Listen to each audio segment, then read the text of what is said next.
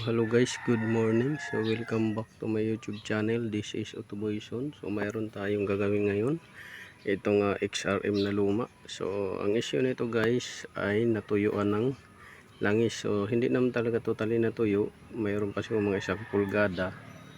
So ngayon naibiyahe ng malayo at nung napansin ay lumalagotok na.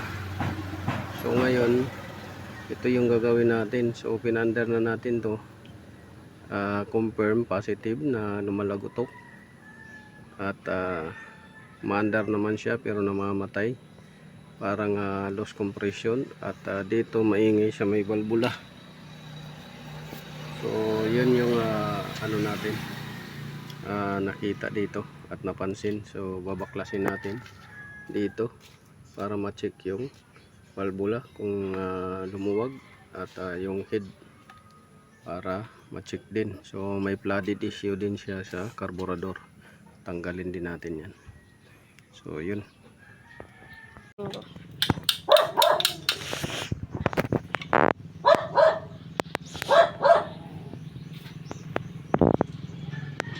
Tapos pakita mo ba?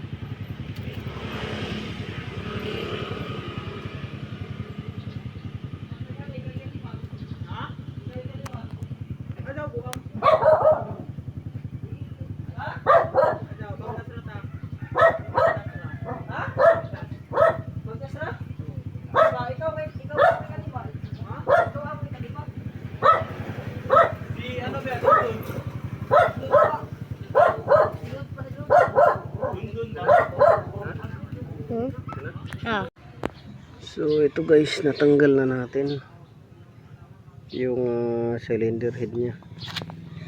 So makikita dyan, ayan, makikita ninyo stuck up yung sa exhaust, stuck up sa exhaust, stuck up. Tapos stuck up din yung sa intake, pinasok to ng tubig pinasok ng tubig. So yan. Tapos dito may clearance na rin yung sa may valvula. At ito may clearance din. So tinamaan ito ng natuyuan ng langis, pinasok din ng tubig. So palitan na to itong head, palit head na yan. Tapos itong carburetor din niya na flooded, palit na rin to.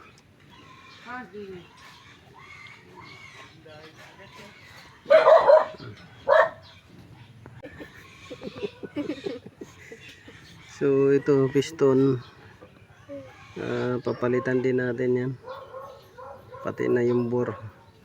So tatanggalin natin yan, sisilipin natin yung sitwasyon dito sa loob ng makina. Yan.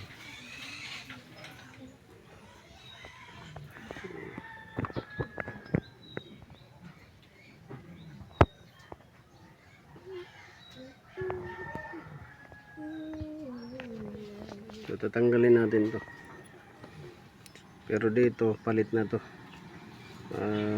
head. Pero kung walang available, remedyohan na lang natin yan.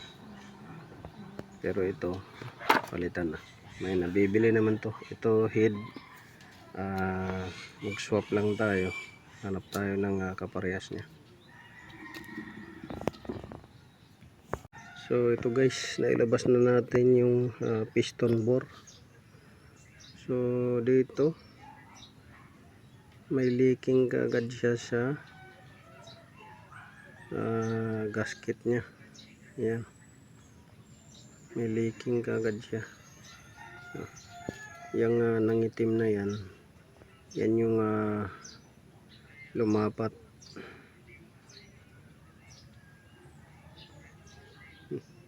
Yung hindi nangitim, yan yung singaw.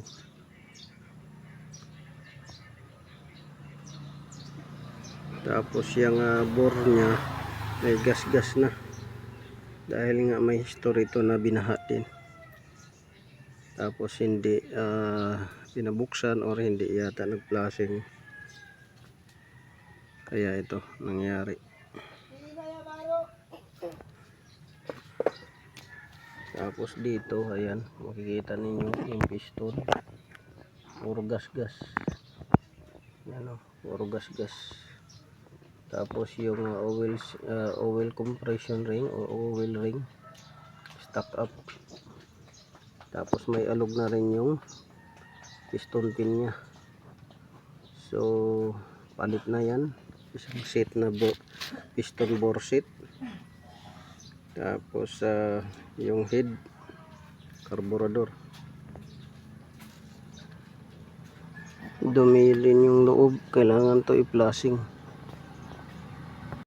So yun lang guys,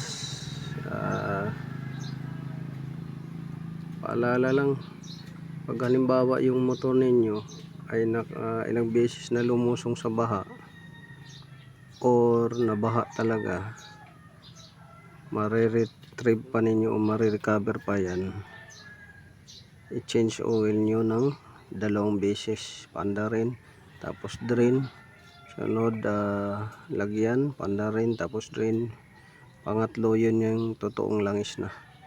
Kasi kagaya nito, pinasok to ng tubig, may mga kalawang, pero hinayaan lang ng may-ari to na magkaganito. Tapos pag natuyuan ng langis, ang gagawin ninyo, lagyan ng langis na malapot. Pagka under nya, i-drain yun, tapos panda rin, tapos balik sa original na langis. Pagka lumagotok, haluan nyo lang ng 50% na langis na pang diesel. Pag nawala yung ingay, meaning may clearance na yung mga bearing. Ganon. Yun lang. Kasi pagka original niya na langis, labnaw, maingay, tapos pagka doon sa malapot hindi nagingay, so may clearance na yung mga bearing at saka ibang parts. So yun lang guys, this is Autoboyson. Sana nakakuha kayo ng konting kaalaman. Please like, subscribe and share na lang.